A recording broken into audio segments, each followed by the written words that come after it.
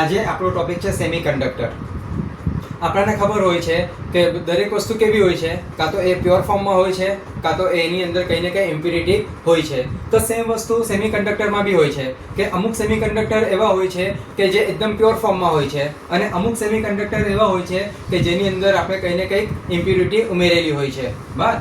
તો સપોઝ એવા સેમિકન્ડક્ટર કે જેની અંદર એક પણ ઇમ્પ્યુરિટી નથી, મતલબ કે એ પ્યોરેસ્ટ ફોર્મમાં છે, તો તેવા સેમિકન્ડક્ટરને ઇન્ટ્રિન્સિક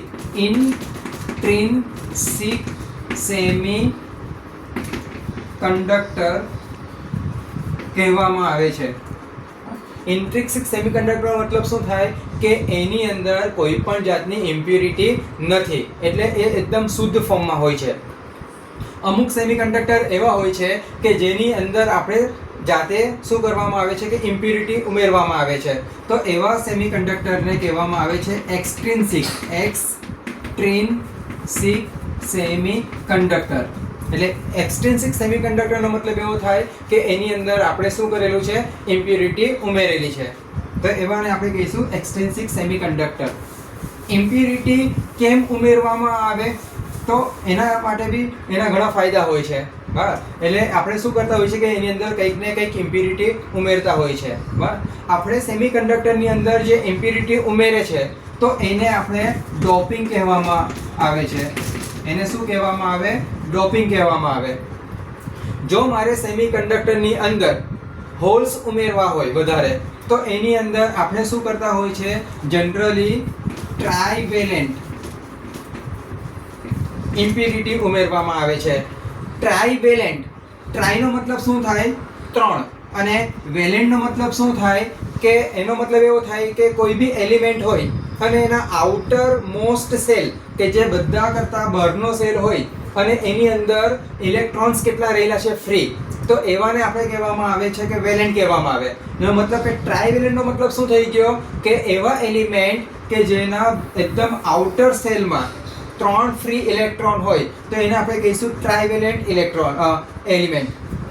સિમિલરલી આપણે શું કરતા હોય છે કે જો મારે સેમિકન્ડક્ટરની અંદર મારે ફ્રી ઇલેક્ટ્રોન વધારે જોઈતા હોય છે, તો એની અંદર ઉમેરવામાં આવે છે પેન્ટાવેલેન્ટ ઇમ્પ્યુરિટી. પેન્ટાનો મતલબ શું થાય? 5, અને વેલેન્ટ એટલે આપણને ખ્યાલ આવી ગયો છે.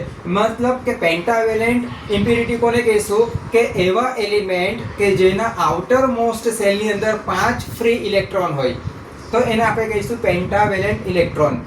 ટ્રાઇવેલેન્ટ વેલેન્ટની અંદર કયા કયા એલિમેન્ટ આવે, તો એની અંદર જનરલી આવે બોરોન, એલ્યુમિનિયમ, ગેલિયમ, ઇન્ડેનિયમ, ટેનેડિયમ આવે.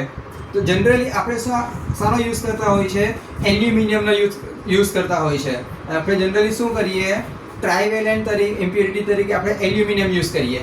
કેમ એલ્યુમિનિયમ યુઝ કરવામાં આવે? કેમ? એનું કારણ એવું હોય છે કે આપણને નેચરમાં એલ્યુમિનિયમ વધારે મળતા હોય છે અને એ સસ્તા બી હોય છે, એટલે આપણે એલ્યુમિનિયમનો યુઝ કરતા હોય છે.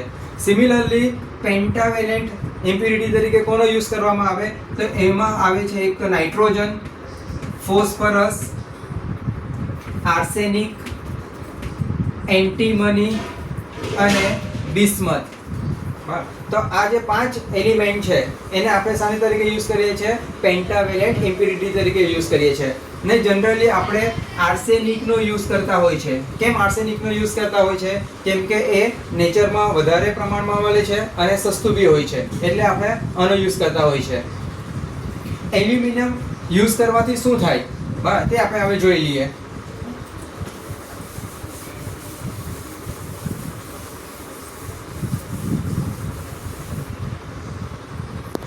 સપોઝ આપણે એક સેમિકન્ડક્ટર વિચારી લઈએ જે આપણા સિલિકોન બેઝ પર છે. એટલે કે અહીંયા એક સિલિકોન છે, એક સિલિકોન એટમ અહીંયા છે, સિલિકોન એટમ અહીંયા છે, સિલિકોન એટમ આવી રીતના. આ એક મારો શું છે? સેમિકન્ડક્ટર છે. બરાબર. એની અંદર હવે મેં ટેટ્રાવેલેન્ટ ઇમ્પ્યુરિટી એડ કરું છું, એમાંથી મેં યુઝ કર્યું એલ્યુમિનિયમ. બરાબર.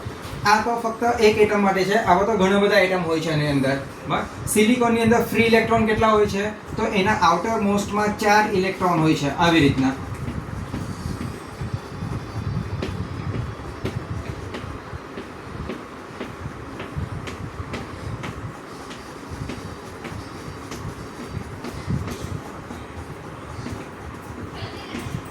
અને એલ્યુમિનિયમ પાસે કેટલા ફ્રી ઇલેક્ટ્રોન હોય છે તો એની અંદર હોય છે 3 ઇલેક્ટ્રોન આઉટર મોસ્ટમાં આવી રીતના. હવે જોઈએ તો એ સિલિકોન સાથે આવી રીતના એક બોન્ડ બનાવશે, આના બાજુવાળા સાથે આવી રીતના બોન્ડ બનાવે, આવી રીતના એક બોન્ડ બનાવશે, આ એક ખાલી રહી ગયું. સિમિલરલી બે સિલિકોન આવી રીતના એકબીજા સાથે બોન્ડ બનાવશે આવી રીતના.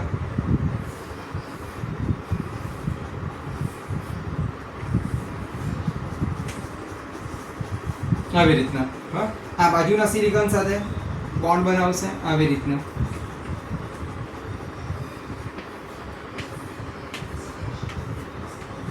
આવી રીતના. હવે અહીંયા શું છે, એલ્યુમિનિયમ અહીંયા એની પાસે 3 જ હતા એટલે 3 બોન્ડ બનાવી કાઢ્યા. અહીંયા સિલિકોન છે તો અહીંયા એક બોન્ડ બનશે આવી રીતના, બાકી આ જગ્યા ખાલી છે એટલે એને આપણે કહીશું હોલ આવી રીતના. તો આવી રીતના એક હોલ બને છે આપણને. હવે આપણે આને કોઈક ફોર્મમાં એનર્જી આપીએ, એ તમારા હીટના ફોર્મમાં હોય કાં તો ઇલેક્ટ્રિસિટીના ફોર્મમાં હોય. તમે જો આને જ્યારે એનર્જી આપો તો શું થશે ને આ હોલ છે તે શું કરશે કે ઇલેક્ટ્રોનને એટ્રેક્ટ કરે, અને એનર્જી આપવાથી અહીંયાથી એક ઇલેક્ટ્રોન સપોઝ આ બોન્ડ આપણો તૂટી ગયો તો આ ઇલેક્ટ્રોન જે છૂટો થયો તેને આ હોલ એટ્રેક્ટ કરીને અહીંયા ખેંચી લે આવી રીતના. મતલબ કે અહીંયાથી ઇલેક્ટ્રોન તમારે જતો રહ્યો એનો મતલબ કે એક હોલ મને અહીંયા પણ મળે આવી રીતના. બરાબર, આ શું કરશે કે અહીંયાના ઇલેક્ટ્રોનને એટ્રેક્ટ કરે એટલે એ ઇલેક્ટ્રોન તમારો અહીંયા આવી ગયો આવી રીતના, તો અહીંયા એક હોલ બની ગયો આપણો. એટલે હોલના કારણે શું થયું કે તમારા ઇલેક્ટ્રોન ફ્લો થવા લાગી ગયા, ને ઇલેક્ટ્રોન ફ્લો થાય એટલે મને શું મળે અહીંયાથી કન્ડક્શન મળે આપણને. એટલે એવી રીતના આ જે હોલ હોય છે ને તે પણ કન્ડક્શનમાં હેલ્પ કરે છે. એટલે એક એલ્યુમિનિયમ આપણે એટમ ઉમેરીએ તો મને એક હોલ મળે. સપોઝ આ આખા મારા સેમિકન્ડક્ટરમાં મેં એલ્યુમિનિયમના 100 એટમ નાખું તો શું થાય તો મને 100 હોલ મળે અંદર આવી રીતના 100 હોલ્સ મળશે અંદર. અને એનર્જીના લીધે સપોઝ એવું વિચારીએ કે 10 બોન્ડ તૂટી ગયા તો 10 બોન્ડ તૂટે તો મને શું થાય બીજા 10 હોલ બનવાના અને 10 ઇલેક્ટ્રોન મળવાના આવી રીતના મને. એટલે જો એલ્યુમિનિયમના 100 એટમ નાખવામાં આવે તો ટોટલ મને 100 + 10 110 હોલ મળે અને 10 ઇલેક્ટ્રોન મળે મને. અને તમારું જે કન્ડક્શન્સ થાય છે એ જનરલી કોના લીધે વધારે થાય છે તો ઇલેક્ટ્રોનના લીધે. એટલે જો આ ટાઈપનું મારું સેમિકન્ડક્ટર હોય બરાબર, આ ટાઈપનું એટલે શું છે કે આની અંદર હવે હોલ્સ વધારે થઈ ગયા. મારા હોલ્સ તમારા પોઝિટિવ હોય છે જનરલી, આપણે પોઝિટિવ ચાર્જ એને કન્સિડર કરેલું છે એટલે આ પોઝિટિવ ટાઈપનું થઈ ગયું એટલે એને કહેવામાં આવે પોઝિટિવ ટાઈપ સેમિકન્ડક્ટર. એટલે એને આપણે કહીશું પોઝિટિવ ટાઈપ એટલે પી ટાઈપ સેમિકન્ડક્ટર. એટલે આ મારું થઈ ગયું પી ટાઈપ સેમિકન્ડક્ટર. તો પી ટાઈપ સેમિકન્ડક્ટરની અંદર શું હોય છે, આપણે જનરલી કોનો યુઝ કરીએ ટેટ્રા વેલેન્ટ ઇમ્પ્યુરિટીનો યુઝ કરવામાં આવે છે. અને એની અંદર આપણે જોઈએ તો હોલ વધારે હોય છે અને ઇલેક્ટ્રોન ઓછા હોય છે. એટલે કે પી ટાઈપ સેમિકન્ડક્ટર હોય મારી પાસે તો એની અંદર મેજર ચાર્જ કેરિયર એ કોણ હોય છે, હોલ્સ હોય છે, અને માઇનર ચાર્જ કેરિયર કોણ હોય છે, ઇલેક્ટ્રોન હોય છે. એટલે કે પી ટાઈપ સેમિકન્ડક્ટરની અંદર મેજર ચાર્જ કેરિયર કોણ હશે, હોલ, અને માઇનરમાં ઇલેક્ટ્રોન્સ આવે. ખ્યાલ આવ્યો આટલો? નેક્સ્ટ જોઈ લઈએ કે હવે સેમિકન્ડક્ટરની અંદર મારી પાસે સિલિકોન બેઝ એક સેમિકન્ડક્ટર છે આવી રીતના.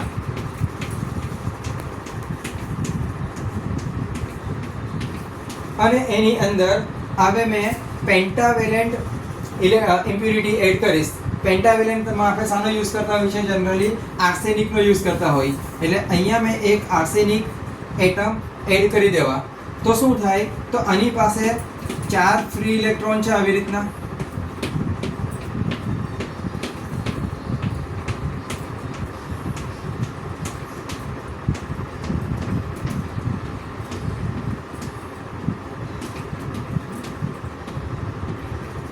અને આર્સેનિકના આઉટર મોસ્ટ સેલમાં કેટલા હોય, 5 હોય. તો 1 2 3 4 અને 5 આવી રીતના. તો એ શું કરશે આર્સેનિક એના આજુબાજુના સિલિકોન સાથે એટમ સાથે બોન્ડ બનાવી કાઢશે આવી રીતના. આ સિલિકોન એકબીજા સાથે બનાવશે આવી રીતના.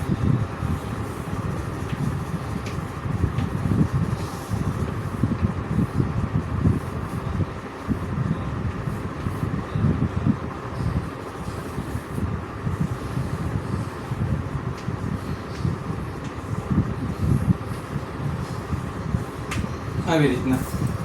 તો બોન્ડ બની ગયા. તો આર્સેનિકે શું કર્યું કે એના આજુબાજુના 4 સિલિકોન સાથે એક બોન્ડ બનાવી કાઢ્યો. તો પણ છતાં એની પાસે એક ઇલેક્ટ્રોન્સ વધારે છે. આ જે વધારેનો ઇલેક્ટ્રોન્સ છે એ શું કરશે, અહીંયાથી એને ડોનેટ કરી દેશે. એટલે એ આની અંદર આવે ફ્રી ઇલેક્ટ્રોન તરીકે એ અંદર ફ્લો કરશે. એટલે એક આર્સેનિકનો જો એટમ નાખવામાં આવે તો મને એક ફ્રી ઇલેક્ટ્રોન મળતો હોય છે અહીંયા. બરાબર. એવી રીતના સપોઝ મેં આની અંદર 100 આર્સેનિકના એટમ્સ નાખું તો મને શું મળશે, 100 અહીંયાથી મને 100 ફ્રી ઇલેક્ટ્રોન મળશે અહીંયા આવી રીતના.